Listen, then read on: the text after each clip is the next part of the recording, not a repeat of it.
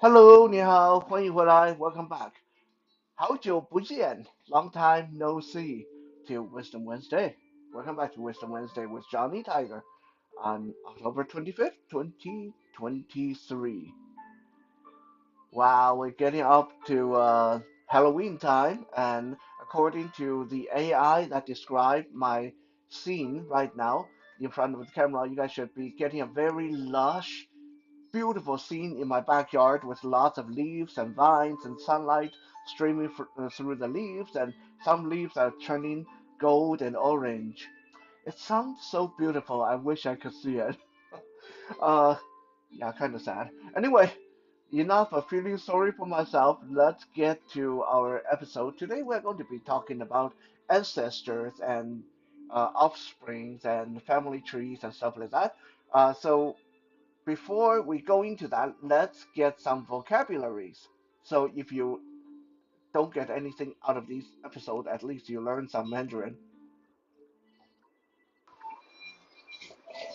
Now, first and foremost, like I mentioned in the beginning of the video, to say long time no see is 好久不见. 好久 means a good long while. 好 means good. 久 means long time. Also means number 9. If you guys forgot your numbers, 好久 means long time, a good long while. 不见 means no see, no see. 好久不见, long time no see. Since we're going to be covering ancestors and descendants, ancestor in Mandarin is 祖先, Jushian, 祖先. Some people will say 祖宗, and that's right too. So 祖先, 祖宗, the key word is 祖, means originating branch, the main branch, the main focus. Uh, so 先 um, or 宗 both sort of have that connotation of someone who came before you, someone who's important, and stuff like that. 祖先 is more of a blanket term, while 祖宗 usually means your great great parents, your great grandparents' parents, and their parents. So 祖宗 is a little bit more narrow focus. 祖先 basically kind of just encapsulate everyone that came long time ago. Descendants, offspring, 后代, Hodai. Ho means someone that come before, after, later, uh, behind, and dai means generation. The 后代, the later generation.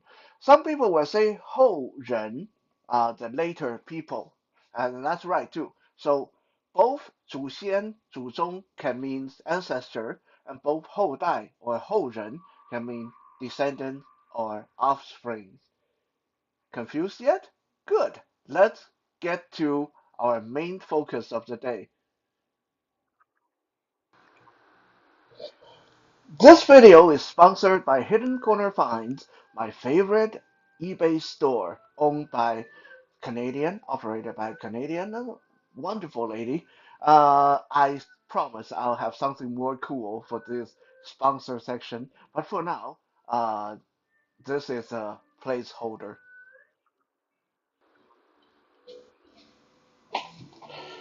So a lot of us kind of get this idea that Chinese people take our ancestors very, very seriously, right? I mean, especially when you watch Chinese movies, when you watch like Crouching Dragon, Hidden Dragon, Crouching Tiger, or when you watch like Mulan, or any of those like Chinese-centric, very Asian kind of movies or shows, including like Joy Luck Club. Um, you will kind of get the idea that Chinese people are super serious about our ancestry, our family tree, and everything is about honoring the ancestors, right? Well, I kind of hate to break it to you, but that's kind of more in the movies.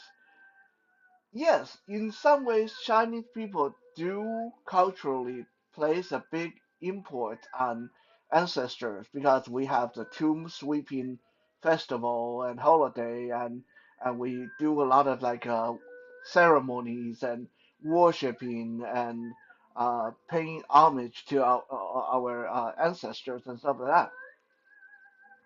But honestly, to be 100% honest with you guys, from a Chinese perspective, a lot of that is lip service. A lot of that is, oh, it's an excuse to have a party. It's a way to show off how wealthy you are in front of your relatives. It's a way to get lucky money from your relatives.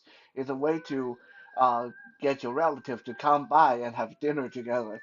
Um, Chinese people traditionally have had many examples of not only misrepresenting, disgracing, dishonoring their ancestors, but in some cases, even outright ditching their ancestors in favor of a better family tree. And today we're going to talk about that. But before we get into that, let me give you a real life example, right? My own parents, right? So, ever since my grandmother passed away when I was like 5 years old, my grandfather passed away before I was even born, and then my grandmother passed away when I was like 5 years old. Ever since they passed away, their urns were just displayed like they were put in a mausoleum in a Buddhist temple, and then every year my parents, my uncles, my aunties would go and pay the mausoleum for keeping them clean and presentable, and then maybe go burn some incense and some paper money at the like near the urns and stuff like that. Do the normal worshiping stuff.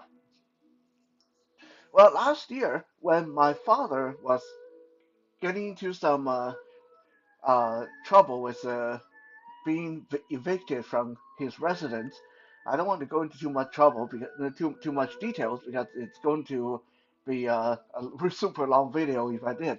But suffice to say, my the people who owned the building wanted to kick my dad out, and then my dad decided to go and bring my grandparents' urn out of the mausoleum and bring them home so he can keep the urns at home, and then he could tell the court that this is a worshiping place, this is where the ancestors live, and so they cannot throw him out because that's dishonoring the ancestors. Well, long story short, it didn't work. The court said that's nonsense because your ancestors were at the mausoleum and you only brought them back like now. So that's what we're not idiots. So they proceeded to kick him out. And as soon as they kicked him out, as soon as he realized that this wasn't going to work, he sent the urn right back to the monastery. Like, I feel sorry for my grandparents. Like, if their spirit really were tied to those urns, they just got this. They just got taken on this wild goose chase, and they must feel so disgusted right now. So yeah, no, like when Taiwanese people or Chinese people tell them how serious they are about their ancestries, yeah, a lot of that is just using the ancestor, doing things in the ancestor's name, using the ancestor's name to reach their own goal or stuff like that. This is a real life personal example. I feel so disgusted about that. But anyway, like I said, throughout history, Chinese people has been known to go to the extreme of ditching their own family in favor of having a better family name. Today I'm going to tell you some examples about this.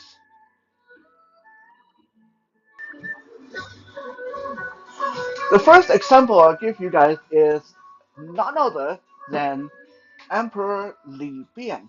Li Bian, a lot of you probably never heard of him because he is a founding emperor. He's not just an emperor, but he's the founding emperor of the later Tang Dynasty.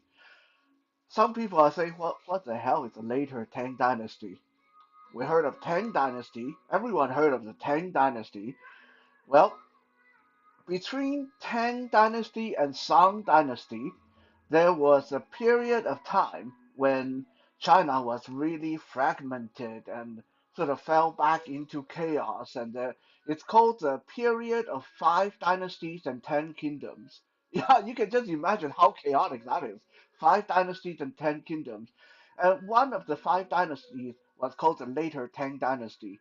Um, and there's a reason for it being called the later Tang Dynasty, and this tied directly into our story today. Uh, Later Tang Dynasty, by the way, only lasted like 13 years, so yeah, it wasn't very long lasting. A lot of those five dynasties during that period of five dynasties and 10 kingdoms, they didn't last very long. That's why a lot of people, unless you were Chinese, you never heard of it. Um, so anyway, later Tang Dynasty was um, originally brought into being by a guy by the name of Li Bian. Now, Li Bian was like an orphan when he was little because his dad, Li Rong, got killed during the war. There was a lot of war going on, villages fighting villages, and towns fighting towns, and lordship fighting lordship. Like I said, it's like extreme chaotic period in Chinese history. So Li Bian was an orphan, and he got adopted by a high-ranking general who was basically like just setting up his own shop with his own military, his own he got his own troop and his own castle, and was just hanging out all on his own.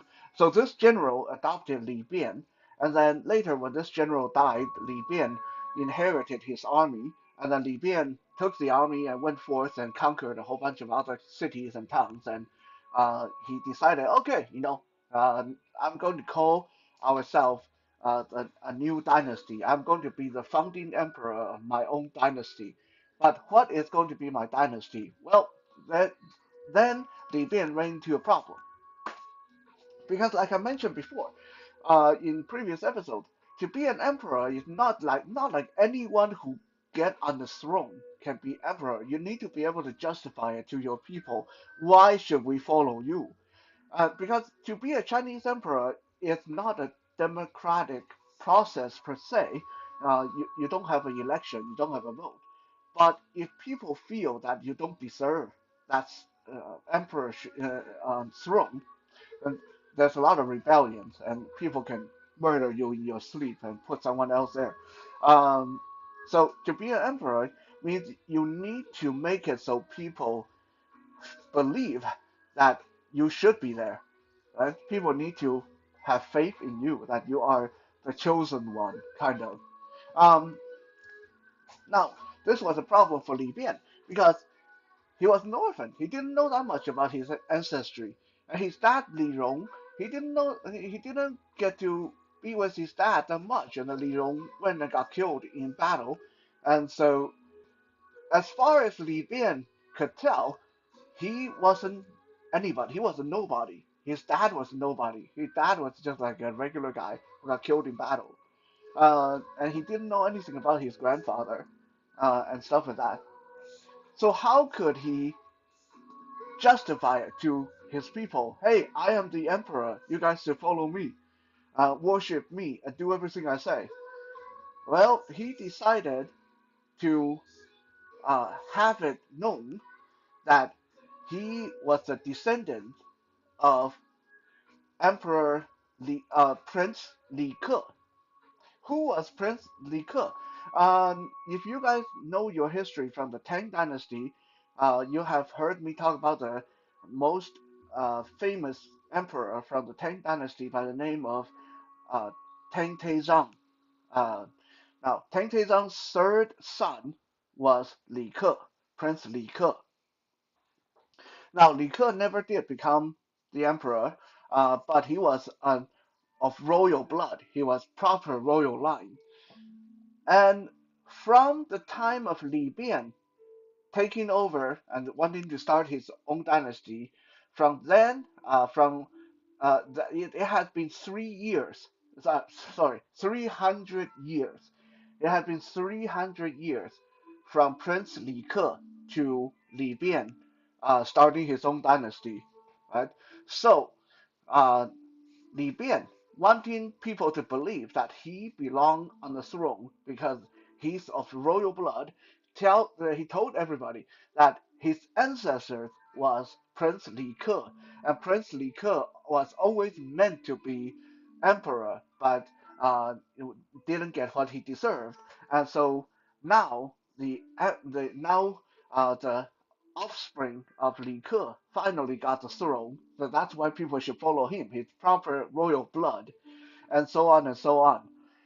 Well, that kind of worked for him because he became the founding emperor of the later Tang dynasty, and this is why it's called the later Tang dynasty because the ancestor he claimed was Prince Li Ke, and Li Ke is from a prince from the Tang Dynasty 300 years ago, right? So if you want to say that your ancestor is Li Ke, then Li Ke is from the Tang Dynasty. That means your dynasty kind of have to be the Tang Dynasty as well. You can't go off and call it the super magical, awesome dynasty or whatever. You have to go with your ancestors. So to be able to use the name of Prince Li Ke and ride that coattail, Li Bian ditched his own family tree and totally embraced the royal blood, the royal family tree of the the Li family from Tang Dynasty, the branch from Prince Li Ke. Now, it's because back then, we're talking about year 900, so there's not a lot of like evidence or communication or uh, records and documents to prove that he was lying. So he was able to do that to his people. He was able to lie to them and tell them that he was offspring of Prince Li Ke from Tang Dynasty, so people would follow him. This has since then been overturned by modern scholars because if we backtrack using our modern understanding of how things were back then, he couldn't have been the offspring of Prince Li Ke because Li Bian, the Emperor Li Bian, he claimed that he was the 10th generation. He was uh, the 10th generation from Prince Li Ke. As I mentioned, Prince Li Ke was 300 years prior to uh, Emperor Li Bian.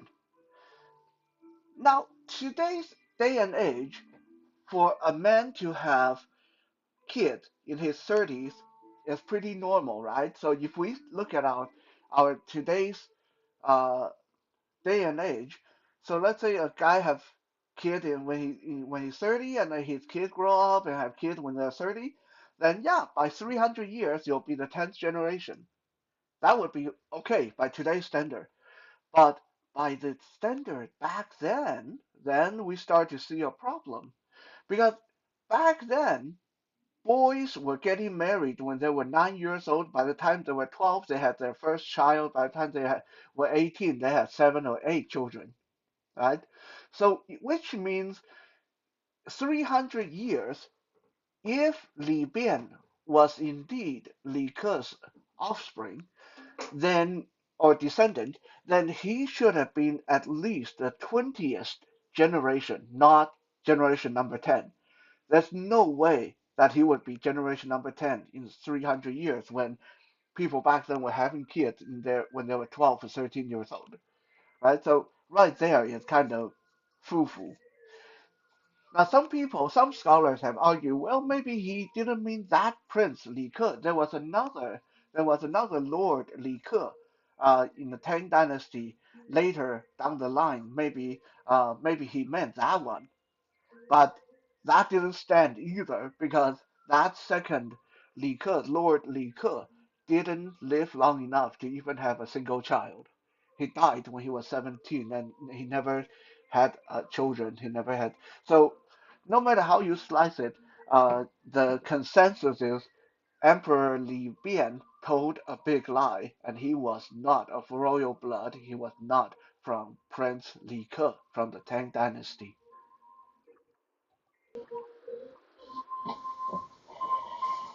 Now, some people may say, okay, so that happened so long ago, back in like the year 900. Maybe people were stupid back then, like how about like, I'm pretty sure no one's going to do something so stupid nowadays. Well, you would be surprised. Fast forward to 1915. I mean, still quite a while ago, but not so long ago. That's hard to fathom. 1915, when the new Chinese government finally overthrew the old imperial system, the Qing dynasty, went down the tube, and Chinese people embraced democracy and all that stuff. Well, there was a little snag, a little glitch that happened around 1915. The first Chinese president suddenly decided to declare himself the new emperor of the Chinese Empire. Yeah, I know.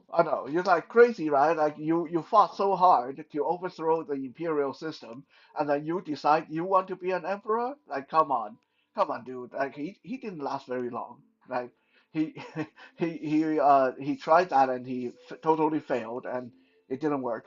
Uh, so anyway, after he declared himself the new emperor of the Chinese Empire, uh, President Yuan Shikai, um, he decided that he should do something to make his seat on the throne legit. Yeah, I know, just like Emperor Li Bian had the same idea. And then Yuan Shikai's President Yuan Shikai, or by now Emperor Yuan Shikai, one of his lackeys knew that that's what he really wanted. So this lackey, who just happened to be kind of like a scholar or like an author, and he wrote an autobiography of Emperor Yuan Shikai, which included a fictitious family tree of Yuan Shikai and his family. Now here's the thing. Yuan Shikai, no matter if you call him Emperor Yuan Shikai or President Yuan Shikai, he actually came from a really good family. So this was totally unnecessary. His grandfather was actually a nobleman from the Qing dynasty, and then his dad was a huge merchant and landowner. And so Yuan Shikai himself was from a really wealthy, really powerful family. So he totally didn't need to do this. But because he was so uh, entrapped by the idea that he wanted to be the emperor, so he should have legitimacy. So this lackey of his wrote this autobiography for him and included this fictitious family tree that claimed uh, President Yuan Shikai should be the emperor because President Yuan Shikai is actually from uh, the ancestry. He's a descendant from Yuan Chonghuan. Now, a lot of you don't know who Yuan Chonghuan was, but Yuan Chonghuan is a very famous politician, general, minister, royal minister from the Ming Dynasty. Most Chinese people know Yuan Chonghuan's name because Yuan Chonghuan is like one of those guys who I wouldn't say he's on the same level as Confucius, but he's like just as famous. He's done a lot of good stuff. He's did a lot of good for the people and did a lot of good for the country. Um, so he's one of those like saint level guys. So uh, this autobiography claimed that Yuan Shikai is from Yuan Chonghuan's family line, and this is why he belonged on the throne because how great a leader Yuan Chonghuan was during the Ming Dynasty. Now the crazy thing is, Yuan Chonghuan's family is from Canton Province. Yuan Shikai's family from Henan Province.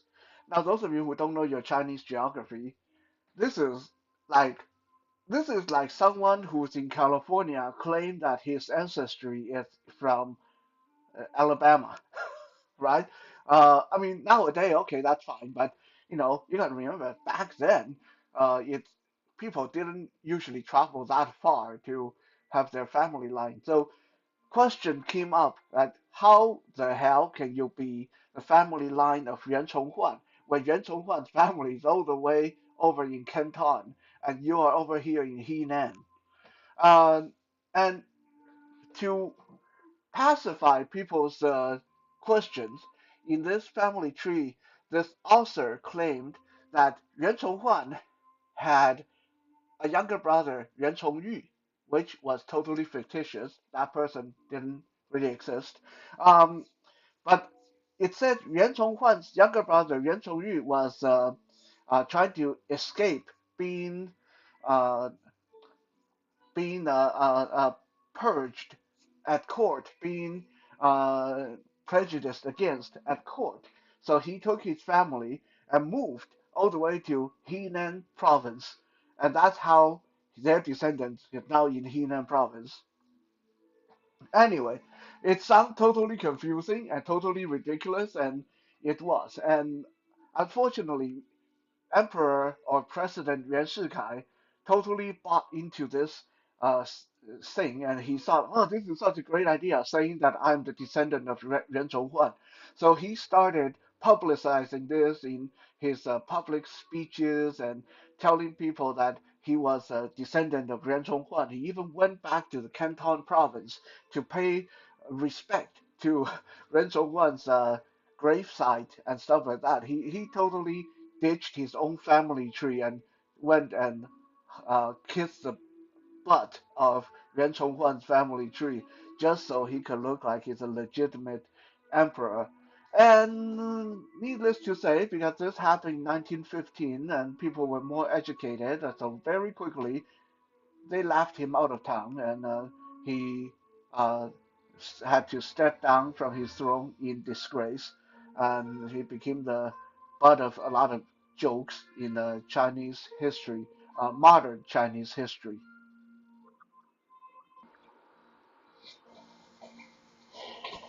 We can see another example of this craziness, trying to uh, latch onto someone else's family tree by looking at a scholar by the name of Lin Hong from the Song Dynasty. Now, Lin Hong on his own was pretty much not very important. Like no one really know much about him, but he became very, very infamous and sort of the laughing stock of the scholar circle after he started claiming that he was a descendant of a poet by the name of Lin Pu. A lot of you who, unless you're really deep into Chinese literature, wouldn't know who Lin Pu was. Lin Pu was like a poet from the Tang Dynasty, very, very famous, very high intellect. One of those guys that's super, super smart. So Lin Hong, the scholar from Song Dynasty, tried to make people respect him, told everybody that he's the descendant of Lin Pu. But he should have done his research because very quickly he got laughed out of town because most people who knew Lin Pu and studied Lin Pu's poetry knew that one of the most noticeable thing about Lin Pu was he was smart. He was really into gardening. He was into raising and keeping birds in his house. And he was a loner his whole life. Lin Pu was like a bachelor for his whole life. He never married, never had a girlfriend. He lived in the mountain with nothing but his flower garden and a bird he kept as pets. So when Lin Hong started publicizing, telling everybody that he's a descendant of Lin Pu, he very quickly became known as the son of birds or the bastard of flowers because everyone, maybe except him, everyone knew that Lin Pu could not have had children because Lin Pu never touched a woman in his whole life. So you see, try to claim that you are something that you're not can have very serious consequences, and can lead to being laughed at, and you just can't keep that lie up, especially nowadays. The with the modern technologies and everybody can trace everybody, there's just no point. Um, Even in the martial arts circles, crazy as it sounds, even in the martial arts circles, I hear so many people that claim I trained with Bruce Lee. When Bruce Lee died, you weren't even born yet. What do you mean you trained with Bruce Lee? And some people say I trained with Steven Seagal. Oh yeah, really? And some people say I trained with a third generation descendant of Bruce Lee. Yeah, okay, whatever. Like I've come across so many people that claim things like that on YouTube, on social media, in person, and you know what? Most of the time they are full of, yeah, they're full of it. They totally lying. Um, Actually, there was one emperor who saw the light of his way, who saw the he did the right thing, and refused to claim someone else's ancestry. And this is the founding emperor of the Ming Dynasty, Emperor Zhu. Emperor Zhu, a lot of you that study Chinese history know that he started out as a nobody. He was a beggar, he was a monk, he was a farmer, he was a slave, and then he became a general and led a rebellion, and then he became the founding emperor of the Ming Dynasty. Now, after he became the emperor of the Ming Dynasty, he had the same dilemma as our Emperor Li Bian and our Emperor Yuan Shikai, right? Emperor Zhu said, "Shit, I I was a farmer, I was a beggar. I can't let people know that I was a nobody. I can't let people know that, yeah, I need to find uh some family name to latch onto so people know that I'm someone important." So he had this idea that he wanted to be the descendant of a guy named Zhu Xi uh, from Song Dynasty. Zhu Xi was a very big deal, like a scholar and minister and politician, uh, very respected family from Song Dynasty. So Emperor Zhu had this idea in his head that he wanted to tell everybody that he was from Zhu Xi's family line, so everybody would know that he's very special. But one day, before he went ahead and announced this, something happened to change his mind. He met with one of his really low-ranking government worker. This government worker came from a region of China called Huizhou to see the emperor about some business. And this government worker was also named Zhu. Right? So Emperor Zhu knew that Zhu Xi, the guy he wanted to claim the descendant of, came from Huizhou as well. So he said to this government worker, "Oh, hey, you have the same last name as me. I am the descendant of Zhu Xi. Are you a descendant of Zhu Xi as well? Because you're from Huizhou, right? Zhu Xi was from Huizhou, so you must be a descendant of Zhu Xi, right?" And this government worker looked at the emperor and said, "Your Majesty, yes, I have the same last name, but as far as I know, I'm not related to Zhu Xi and his very respectable family name. My family is just a nobody. My family just like poor farmers, and I happen to become a government worker. And I just happen to have the same last name, and I'm from the same place as Zhu Xi. Uh, but I would never presume to say that I am his descendant, because doing so would bring dishonor to my family." And that was like a thunderclap in Emperor Zhu's head.